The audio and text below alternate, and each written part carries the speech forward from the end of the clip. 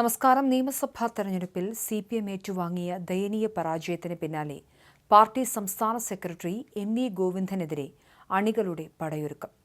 തോൽവിയെക്കുറിച്ച് CPM secretariat പുറത്തിറക്കിയ വിശദീകരണക്കുറിപ്പ് ഫേസ്ബുക്കിൽ പങ്കുവച്ച ഗോവിന്ദൻ മാസ്റ്റർക്ക് താഴെ ചീത്തവിളികളുടെയും പരിഹാസങ്ങളുടെയും പൂരം തന്നെയാണ് നടക്കുന്നത്. 2021 62 സീറ്റുകൾ ഉണ്ടായിരുന്ന പാർട്ടി വെറും 26ലേക്ക് കൂപ്പുകുത്തിയതിന്റെ ഉത്തരവാദിത്തം ഏറ്റെടുത്ത് സെക്രട്ടറി സ്ഥാനം ഒഴിയണമെന്നാണ് CPM അനുകൂല അക്കൗണ്ടുകളിൽ നിന്നും തന്നെ ഉയരുന്ന പ്രധാന ആവശ്യം. 2021 62 സീറ്റുകളിൽ വിജയിച്ച CPM ഇത്തവണ 26 സീറ്റുകളിലേക്കാണ് കൂപ്പുകുത്തിയത്. തെരഞ്ഞെടുപ്പിലുണ്ടായ പരാജയം അപ്രതീക്ഷിതമാണെന്നും പരാജയത്തെ അംഗീകരിച്ചുകൊണ്ട് പോരായ്മകൾ തിരുത്തുന്നതിന് ആവശ്യമായ നടപടികൾ സ്വീകരിക്കുമെന്നുമായിരുന്നു CPM സംസ്ഥാന സെക്രട്ടേറിയറ്റ് കഴിഞ്ഞ ദിവസം പുറത്തിറക്കിയ പ്രസ്താവന. ഈ പ്രസ്താവന പങ്കുവച്ചുള്ള MV ഗോവിന്ദന്റെ ഫേസ്ബുക്ക് പോസ്റ്റിലാണ് അദ്ദേഹത്തിനെതിരെ രൂക്ഷമായ ഭാഷയിൽ കമന്റുകൾ ഉയർന്നത്. MV ഗോവിന്ദൻ പാർട്ടി സെക്രട്ടറി സ്ഥാനത്തു നിന്നും മാറി നിൽക്കണമെന്നാണ് ഭൂരിപക്ഷം കമന്റുകളിലെയും അഭിപ്രായം. പകരം M സ്വരാജിനെയും P ജയരാജനെയോ പാർട്ടി സെക്രട്ടറിയാക്കണമെന്നും CPM അനുകൂലികളെന്ന് കരുതുന്നവർ കമന്റുകളിൽ പറയുന്നുണ്ട്. MV ഗോവിന്ദൻ സെക്രട്ടറിയായി വൻ പരാജയമാണെന്നും സാമൂഹിക മാധ്യമങ്ങളിലെ വിമർശകർ ചൂണ്ടിക്കാട്ടുന്നുണ്ട്.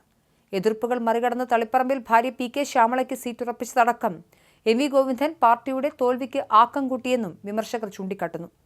ഞാനും ഭാര്യയുമല്ല വരേണ്ടത്, ജനം അംഗീകരിക്കുന്നവരാണ് വരേണ്ടത്. അതല്ലേ പാർട്ടിക്ക് കണ്ണൂരിൽ തിരിച്ചടി ഉണ്ടായത്?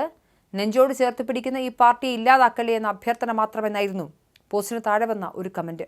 MV ഗോവിന്ദൻ സെക്രട്ടറി സ്ഥാനത്തൊന്നും മാറിയില്ലെങ്കിൽ ബംഗാളിലെ പാർട്ടിയുടെ അവസ്ഥയാകും വരാനിരിക്കുന്നതെന്ന് മറ്റൊരാളും അഭിപ്രായപ്പെട്ടു. മുന്നിൽ വരുന്നവരെ കണ്ടാൽ ഒന്ന് മിണ്ടാനെങ്കിലും പറ്റണം സഖാവെ എന്നായിരുന്നു മറ്റൊരാളുടെ കമന്റ്. അല്ലെങ്കിൽ ഒന്ന് മുഖത്ത് നോക്കി ചിരിക്കാനെങ്കിലും ശ്രമിക്കണമെന്നും കമന്റിൽ പറയുന്നു. അതേസമയം നിയമസഭാ തെരഞ്ഞെടുപ്പിൽ LDF-നേറ്റ കനത്ത പരാജയത്തിൽ CPM-നെ കുറ്റപ്പെടുത്തി CPI മുഖപത്രം. UDF ജയത്തിനുള്ള പ്രാഥമിക കാരണം ഭരണവിരുദ്ധ വികാരമാണെന്നാണ് CPI മുഖപത്രമായ ജനയുഗം പറയുന്നത്. ഭരണത്തിലെ വീഴ്ചകളും പാളിച്ചകളും മുന്നണി പരിശോധിക്കണമെന്നും നിർദ്ദേശം. ആത്മപരിശോധന ആവശ്യപ്പെടുന്ന തെരഞ്ഞെടുപ്പ് ഫലങ്ങളെന്നാണ് തലക്കെട്ട്. ഭരണത്തിന് നേതൃത്വം നൽകിയ രാഷ്ട്രീയ പ്രസ്ഥാനങ്ങൾ എന്തുകൊണ്ട് ജനങ്ങളിൽ നിന്ന് അകന്നുവെന്നും ആത്മപരിശോധന വേണം. എന്തുകൊണ്ടാണ് പ്രമുഖ CPM നേതാക്കൾ പാർട്ടി വിട്ട് UDF-നൊപ്പം ചേർന്നതെന്നും ചോദ്യമുണ്ട്. ഇവർ CPM-നെ വെല്ലുവിളിച്ച് ജയിച്ചത് ഇരുത്തി ചിന്തിപ്പിക്കാൻ മതിയായ രാഷ്ട്രീയ പ്രതിഭാസമാണ്.